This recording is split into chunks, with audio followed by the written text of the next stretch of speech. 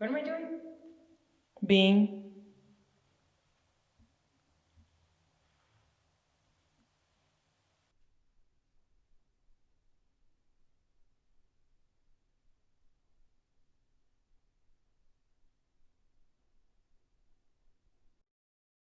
When I act, I grow a deeper sense of appreciation for what I have to offer in this world.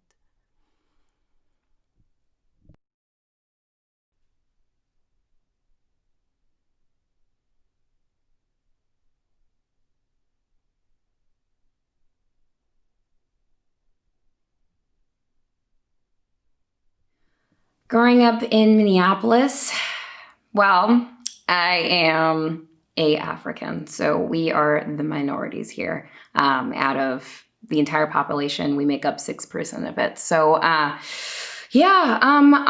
definitely went through a bit of an identity crisis growing up, being the only Black kid in my grade for 10 plus years.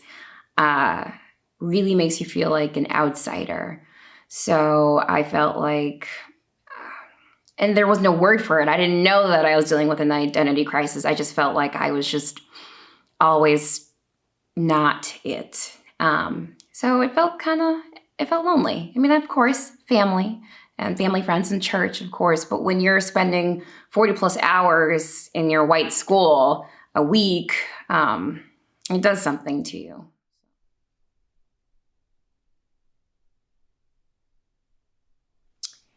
I was at home.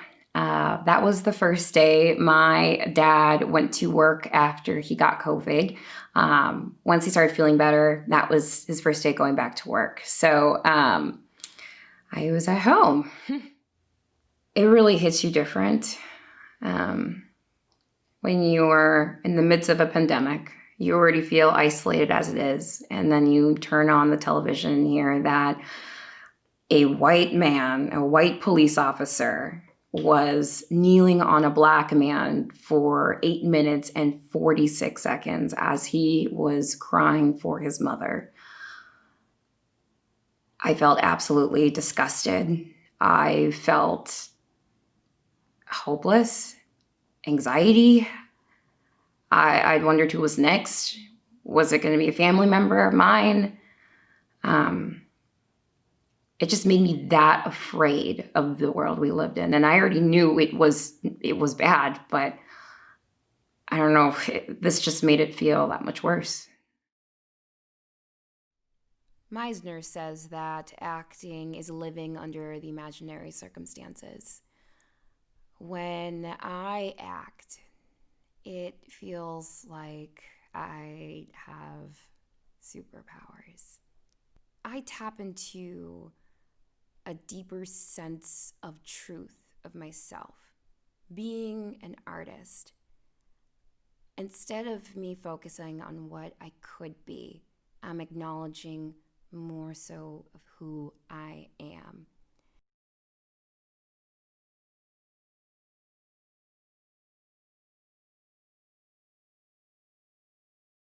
I have thought more progressively. I am focused on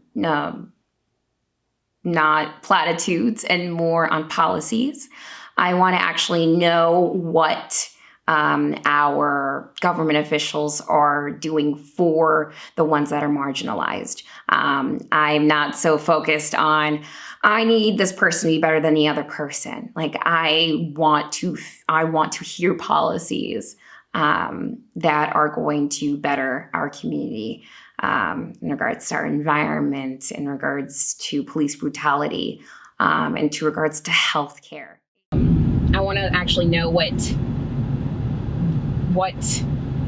our congressmen and women are planning to do for us. You know, it's not even just presidents. It's our senators, our House of Representatives, our governors.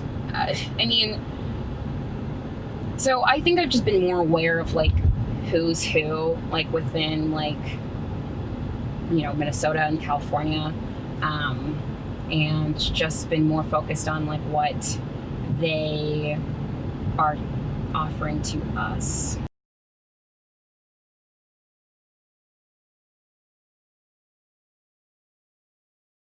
Our co-founders of the Black Lives Matter movement are Black women, and that's amazing.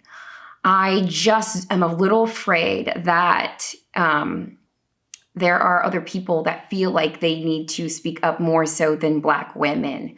Not only do Black Lives matter, it's also Black women. It's very easy for us to have other people take over and be the center of attention when really we should be focusing on Black women especially. I mean, when you asked that question, the person that came up in my head was Toyin. She was sexually assaulted by a Black man and was murdered. She was an African Black woman, 18, fighting for Black people. I mean, as a Black woman, I feel like I'm being cornered from all sides. And I'm wondering who's actually here for us.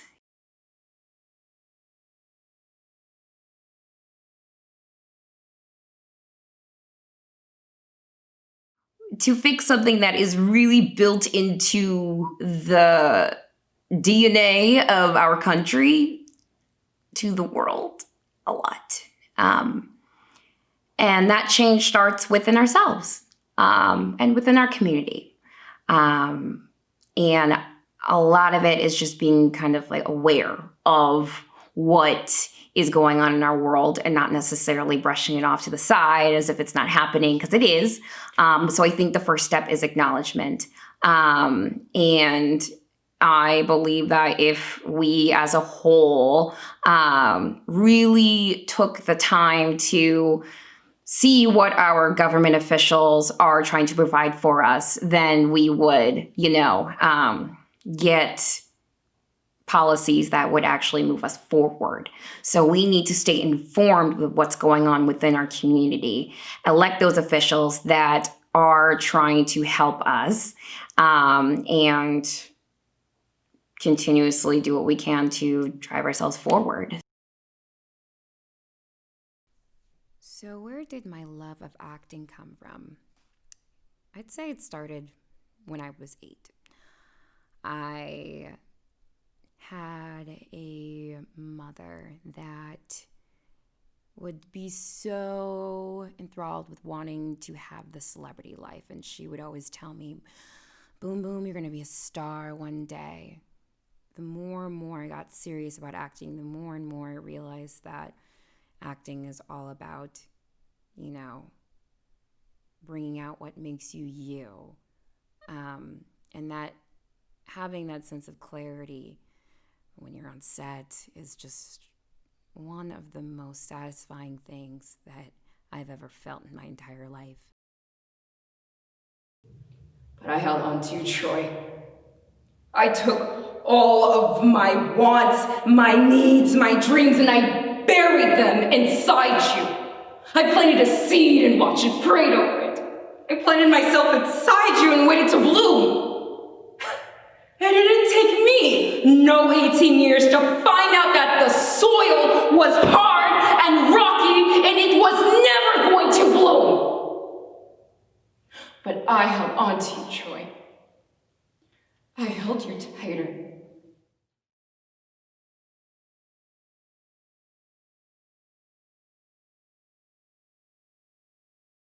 I think of it being our time to rise. It is now.